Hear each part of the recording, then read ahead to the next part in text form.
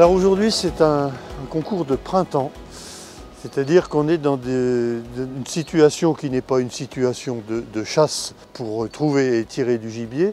On est dans une épreuve qui a pour but de détecter des belles qualités naturelles, en l'occurrence aujourd'hui le griffon cortal. Notre objectif, c'est donc de mettre ces chiens en situation idéale sur des oiseaux au printemps qui commencent à s'accoupler et qui sont relativement difficiles à travailler.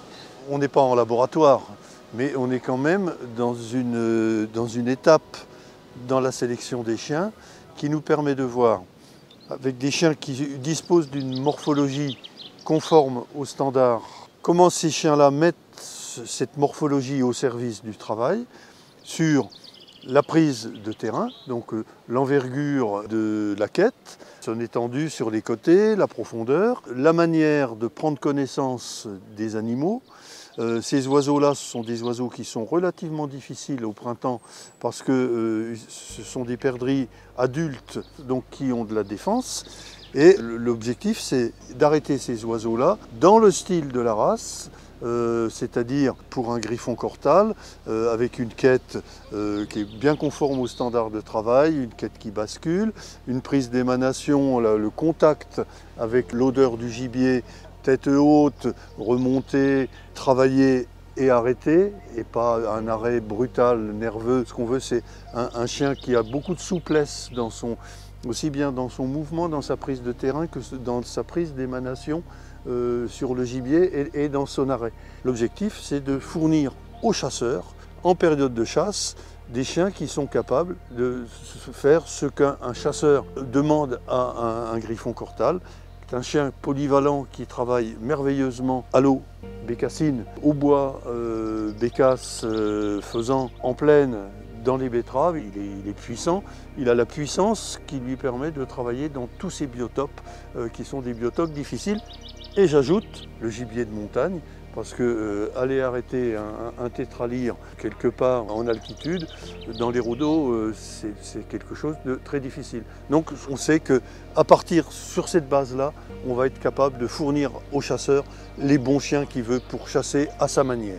Alors comment trouver un cortal? La première chose à faire, c'est de passer directement par le club, puisqu'on a ce qu'on appelle la bourse aux chiots, où sont déclarées évidemment les races. Les éleveurs qui le veulent bien déclarent leur saillie puis leur portée à naître auprès du club. On en trouve aussi sur le site de la centrale canine, parce qu'évidemment on en trouve aussi là. Et puis c'est beaucoup le bouche à oreille en fait. Et on a beaucoup d'appels et beaucoup de bouche à oreille. On a un site internet, on a une page Facebook, enfin voilà, on s'exprime aussi un peu partout. Donc, et puis les chasseurs entre eux se repassent les bonnes adresses. Et souvent, ça fait des émules parce que les gens appellent en disant ben voilà, moi je chasse avec quelqu'un qui a un cortal et j'ai bien envie de chasser aussi avec un cortal, donc où est-ce que je peux en trouver? Et voilà, donc ça se repasse aussi du bouche à oreille. Moi j'ai été élevée avec des cortals, il y avait des cortals chez moi avant ma naissance. C'est vraiment un chien rustique à la chasse et c'est un chien de famille, c'est un chien gentil, c'est un chien proche des enfants, de tout le monde, qui proche de son maître, très proche de son maître, très câlin. Il n'y a pas de gros problèmes de santé, il n'y a pas de dérive de la race parce qu'on y est très, très attentif. On a un président qui est vétérinaire, donc qui est aussi très attentif à ça et qui donne des instructions. Et tout le monde suit parce qu'on n'est pas une race très importante. Et les éleveurs suivent les directives, suivent ça parce que tout le monde a eu un chien dysplasie qui tout d'un coup ressort dans une lignée. Et ça, aucun éleveur n'est à l'abri de ça et personne n'est à blâmer parce qu'un jour c'est rentré et ça, il faut que ça ressorte. Donc tout le monde travaille beaucoup là-dessus pour maintenir ces choses-là. Parce que c'est en plus très proche. Donc c'est aussi très gratifiant quand on a un jeune chien et on démarre, on commence à démarrer à chasser à 18 ans, on se dit oh ouais, c'est le chien d'une vie. Moi ça a été le chien de ma vie. Je n'ai pas pu avoir autre chose que ça depuis toujours.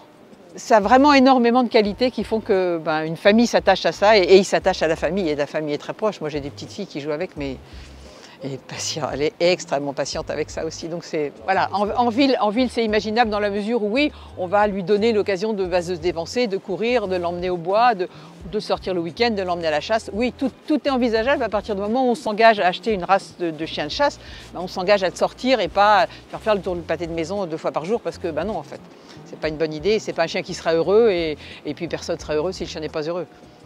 Et ça sera compliqué à vivre pour tout le monde.